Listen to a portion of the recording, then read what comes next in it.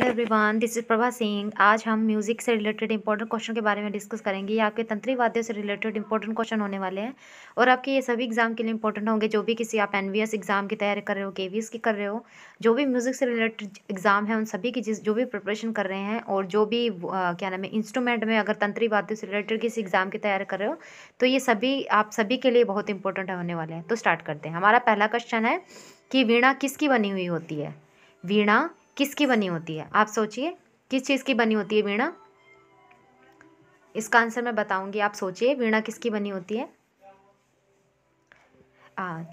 तो चलो ठीक है, मैं ही बता देती हूँ आपको। वीणा जो बनी होती है वो बांस या आबुनस की लकड़ी की बनी होती है। बांस या आबुनस की लकड़ी की बनी होती है। आई होप गाइज ये आपको दिख गया होगा, बांस या आबुनस।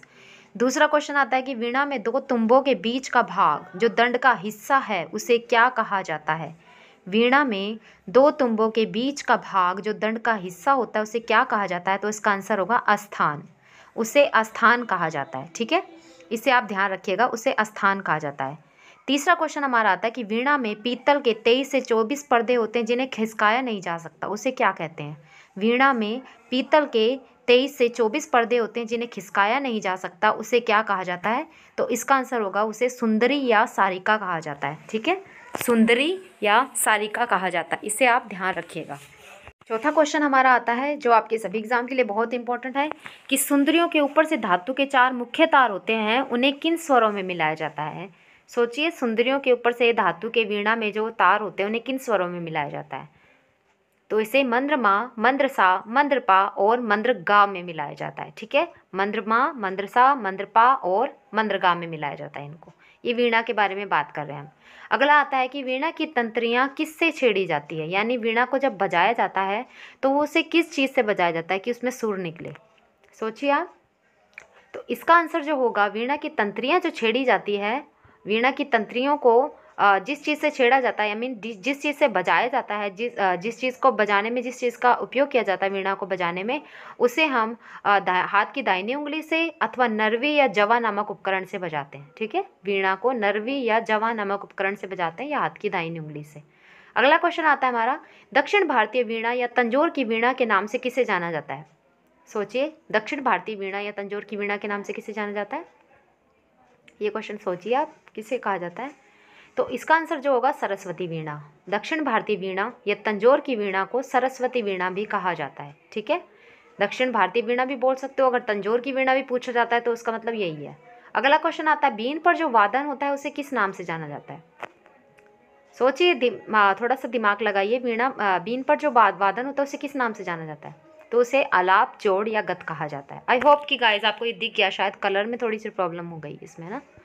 आलाप, जोड़ या गत इसको कहा जाता है, बीन पर जो वादन होता है। Okay, sorry. बीन के बाज को कितने भागों में बांटा गया? ये क्वेश्चन तो बहुत बार एग्जाम में आया है। सोचिए कितने, ये आप आराम से बता सकते हो, लेकिन इससे रिलेटेड कुछ इंपॉर्टेंट चीज़ें हैं जो मैं आपको बताऊंगी। बीन के बाज को जो 18 भागों में बांटा जाता है, इसके 18 भाग को किन किन स्वरों में, आई मीन टू से किन लय में गाया जाता है, उसके बारे में डिस्कस करते हैं। इनमें से अब आपको क्वेश्चन बताना है कि इनमें से बीन की किस बाज में विलंबित लय से नहीं बजाया जाता? अस्थाई वर्ण, अंतरावर्ण, संचारी वर्ण या फिर परण? सोचिए। तो इसका आंसर जो आएगा वो आएगा परण, क्योंकि परण जो है ना ये द्रुत लय में बजाई जाती है। ठीक है, बीन के किस भाग में विलंबित लय नहीं बजाया जाता? तो परण में नहीं बजाया जाता, इसमें द्रुत लय बजाई जाती है। अगला क्वेश्चन, इसी से हम रिलेटिव बात करते हैं कि बराबर, गमक, जोड़ और लड़ी की जोड़ को मध्य लय में बजाया जाता है और अस्थाई वर्ण, अंतरावर्ण, संचारी वर्ण व आभोग वर्ण को विलंबित लय में बजाया जाता है। बराबर, गमक, जोड़ और लड़ी की जोड़ को तो मध्य लय में मिलाते हैं, बाकी अस्थाई वर्ण, अंतरावर्ण, संचारी वर्ण और अभोग वर्ण को विलंबित लय में मिलाया जाता है। तो इस चीज़ को आप ध्यान रखिएगा। अगला आता है कि हमारा कि भोग वर्ण होती है एक ढोक झाला, सात संगत, धुआ, मठ, इम्पाला, ठोंक जाला, कट्टर, झार, लड़ लपेट, लड़ गूंथ, लड़ी, यह सभी द्रुत लय में बजाई जाती है। ये जो बीन के 18 बाज मैंने आपको बताए हैं, 18 भाग, ये सभी उन्हीं की बात कर रही हूँ मैं। 18 के 18 मैंने आपको बता दी कौन सा किस लय में बजाया जाता है। तो ये सारे विलंबित लय में बजाए जाते हैं। जो मैंने पहले बताया वो द्रुत और मध्य लय में दोनों में बजाए जाते हैं। परण जो था वो हमारा द्रुत लय में था। अगला आता है हमारा, सरस्वती वीणा का आकार कैसा माना जाता है? बताइए आप कि सरस्वती वीणा का आकार जो होता है वो कैसा होता है? सरस्वती वीणा का आकार वैसे सुनने में आता है कि कछुए के आकार का ही था। ठीक है, और इसको किन्नरी वीणा के समान भी माना जाता है। ठीक है, सरस्वती वीणा का आकार कछुए के समान था। और सरस्वती वीणा का उल्लेख किन किन ग्रंथों में मिलता है, ये आप बताइए। सरस्वती वीणा का उल्लेख किन किन ग्रंथों में हमें देखने को मिलता है? तो सरस्वती वीणा का उल्लेख जिन जिन ग्रंथों में हमें मिलता है उनके उसके अंतर्गत एक आता है भरतभाष्य, अभिनव भारती, संगीत मकरंद। ठीक है, इन सभी में हमें सरस्वती वीणा के बारे में जानकारी मिलती है, लेकिन सबके इसकी बनावट वगैरह के बारे में इतनी जानकारी हमें नहीं मिलती। अगला आता है हमारा, सरस्वती वीणा को किस वीणा के समान माना गया है? सोचिए आप कि सरस्वती वीणा को किस वीणा के समान माना गया है। तो मैंने क्वेश्चन अभी ये बताया था कि सरस्वती वीणा को है ना जो किन्नरी वीणा के समान माना गया है। ये सरस्वती वीणा जो है ये दक्षिण भारतीय वीणा है और इसको किन्नरी वीणा के समान माना गया है। मतलब अभी ये सरस्वती वीणा दक्षिण भारत में बजाई जाती है। सरस्वती वीणा के दंड पर 24 पर्दे सारिकाएं होती है, इन्हें क्या कहा जाता है? सरस्वती वीणा के दंड पर 24 पर्दे या सारिकाएं होती है, इन्हें क्या कहा जाता है बताइए आप? तो इसे मेट्टू कहा जाता है। ठीक है गाइस, थोड़ी सी टाइपिंग में प्रॉब्लम हो जाती है क्योंकि टाइपिंग में वर्ड्स इतने क्लियर नहीं लिख पाती हूँ मैं, तो आप प्लीज़ इसको मत नोटिस कीजिएगा। बाकी मैंने अपनी तरफ से सारे क्वेश्चन अच्छे लेने की कोशिश की है। तत् श्रेणी में गज से बजने वाला वाद्य कौन सा? बताइए आप कि गज तो वैसे बताइए। हाँ, इसका आंसर जो है संतूर। ठीक है, संतूर जो होता है ना ये गज से बजाया जाता है। ठीक है, संतूर को गज से बजाया जाता है, जिसमें 100 तारें होती हैं और इसको कश्मीरी वाद्य के समान माना जाता है। सरस्वती वीणा में 3 शेष चिकारी के तार होते हैं, इन्हें किन स्वरों में मिलाया जाता है? बताइए। सरस्वती वीणा जो होती है उसे तारसा, तारपा और अति तारसा में मिलाया जाता है, क्योंकि ये तार सप्तक की वायर्स होती हैं तो इनको इन तीनों में मिलाया जाता है, तारसा, तारपा और अति तारसा। सितार वादन के क्षेत्र में त्रिमूर्ति किसे कहा जाता है? 17 हमारा क्वेश्चन आता है कि सितार वादन के क्षेत्र में त्रिमूर्ति मजीद खां को कहते हैं, रहीम सेन को कहते हैं और अमृत सेन को कहा जाता है। ठीक है, इन्हें त्रिमूर्ति कहा जाता है। ये क्वेश्चन दे देंगे, 3 जनों के नाम दे देंगे, एक और कोई दे देंगे, फिर पूछेंगे त्रिमूर्ति किसे कहा जाता है, तो आप ये ध्यान रखिएगा।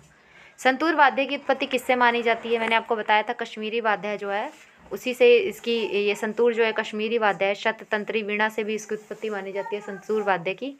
और वैदिक वापा वाण जो है वाद्य, वैदिक काल में जो थी वीणा, उससे भी इसकी उत्पत्ति मानी जाती है। संतूर वाद्य की उत्पत्ति वैदिक वापा वाण और शततंत्री वीणा से मानी जाती है। अगला क्वेश्चन आता है हमारा, संतूर वाद्य का स्वरूप किसके जैसा है? संतूर वाद्य का स्वरूप जो है उसके बनावट जो है वो किसके जैसी है? तो स्वर मंडल जैसा है। संतूर वाद्य जो है ना वो स्वर मंडल से मिलता जुलता वाद्य है संतूर वाद्य, और ये कश्मीरी वाद्य के समान भी माना जाता है। कश्मीरी वाद्य है ये। किस वाद्य में प्रत्येक स्वर के लिए 4-4 तारें होती हैं? मतलब कि सा के लिए भी 4 तारें होती है, ऋषभ के लिए भी 4 तारें होती है, गंधार के लिए भी 4 होती है, मध्यम के लिए भी 4 होती है। तो संतूर में आप जानते हो 100 तारें होती हैं, तो इसके अंतर्गत हर स्वर के लिए 4-4 तारें होती हैं। ठीक है, ये क्वेश्चन बहुत इंपॉर्टेंट है। अगला क्वेश्चन हमारा, किस वाद्य में सारिकाएं अचल व स्थिर रूप से बंधी होती है? यानी उनको उतारा चढ़ाया करना नहीं किया जाता। तो बताइए आप किस वाद्य में सारिकाएं अचल व स्थिर रूप से बंधी हुई हैं? तो इसका आंसर होगा सुरबहार। ठीक है, सुरबहार में सारिकाएं जो होती है वो अचल होती है और स्थिर रूप से बंधी हुई होती है। अगला क्वेश्चन हमारा आता है, सुरबहार के आविष्कार का श्रेय किसे दिया जाता है? अगला क्वेश्चन हमारा आता है, सुरबहार के आविष्कार का श्रेय किसे दिया जाता है? सोचिए आप, किसे दिया जाता है सुरबहार के आविष्कार का श्रेय? तो गुलाम मोहम्मद जी जो हैं उन्हें सुरबहार के आविष्कारक का श्रेय दिया जाता है कि उन्होंने इसका आविष्कार किया था सुरबहार का। अगला क्वेश्चन हमारा आता है कि सुरबहार में कितनी तारें होती हैं? ये तारों वाले क्वेश्चन ज़्यादा इंपॉर्टेंट रहते हैं, कन्फ्यूज़ भी बहुत होते हैं कितनी तारें रहती हैं। तो आप बताइए सुरबहार में कितनी तारें होती हैं? तो इसका आंसर होगा 8। रबाब भी जो होता है उसमें भी 8 तारें होती हैं, सुरबहार में भी 8 तारें होती हैं, मैंडोलिन अगर आपने देखी है तो उसमें भी 8 तारें होती हैं। अगला क्वेश्चन हमारा आता है कि रबाब का जवाब किस वाद्य को कहा जाता है? सोचिए आप, रबाब का जवाब किस वाद्य को कहा जाता है? तो इसका आंसर होगा सुर सिंगार। ठीक है, क्योंकि ये उससे बहुत मिलता जुलता है, उसमें भी 8 वायर्स होती हैं और उसमें भी। रबाब में कितनी तंत्रियाँ होती हैं? ये 8 तंत्रियाँ होती है। और ये तानसेन जी का वाद्य जो था वो बहुत फेवरेट वाद्य था, और रबाब जो था सेनिया घराने से ज़्यादा इंपॉर्टेंट रखता है, रबाब का बहुत प्रयोग होता है सेनिया घराने में।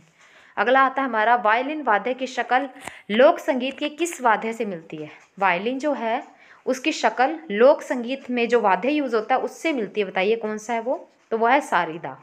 ठीक है, सारीदा की शक्ल जो है वो लोक संगीत के वाद्य से मिलती है, यानी लोक संगीत में वाद्य कोई यूज़ होता है उससे मिलती है। अगला हमारा क्वेश्चन आता है कि वायलिन का भारतीय नाम क्या है, तो इसका आंसर मैंने दे ही दिया है, बेला है। इससे भारतीय नाम बेला बोला जाता है वायलिन को। अगला क्वेश्चन हमारा, सारंगी वाद्य को किससे बनाया जाता है, मतलब कि इसकी बनावट जो होती है दिखने में लगता है, उसको बनाया किससे जाता है, तो इसको पनस की लकड़ी किससे बनाया जाता है, क्योंकि वो लकड़ी जो होती है बहुत मजबूत होती है और बहुत टाइट सी होती है, उसी से ही इसको बनाया जाता है।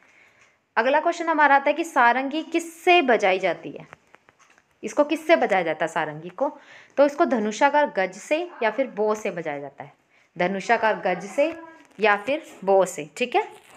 अगला क्वेश्चन हमारा आता है कि सारंगी नामक वीणा को उल्लेख किस ग्रंथ में मिलता है, तो इसको बताने की जरूरत नहीं, सारंगी से आप सारंगदेव को याद रख लीजिएगा कि सारंगदेव का ग्रंथ है संगीत रत्नाकर, उसी में हमें इसके बारे में जानकारी मिलती है, सारंगी नामक वीणा का। ठीक है, नामक वीणा का उल्लेख इसी ग्रंथ में मिलता है। अगला आता है हमारा, सारिदा का आकार जो है, ये आकार नहीं है सॉरी, आकार है, किस वाद्य जैसा है, मतलब किस वाद्य से मिलता जुलता है, तो सारिदा का आकार जो होता है, सारिदा का आकार जो है वो सारंगी से बहुत मिलता जुलता है। ठीक है, सारंगी से बहुत मिलता जुलता है सारिदा का आकार। अगला क्वेश्चन हमारा आता है, वर्तमान सारंगी जैसे मिलते वाद्य का उल्लेख किस ग्रंथ में मिलता है, मतलब कि वर्तमान में जो हमारी सारंगी है उसी से मिलते जुलते वाद्य का उल्लेख किसी ग्रंथ में किया गया है, तो वो ग्रंथ जो है संगीत नारायण है। ठीक है, संगीत नारायण ग्रंथ में हमें ऐसा सारंगी जैसा कोई वाद्य मिलता है।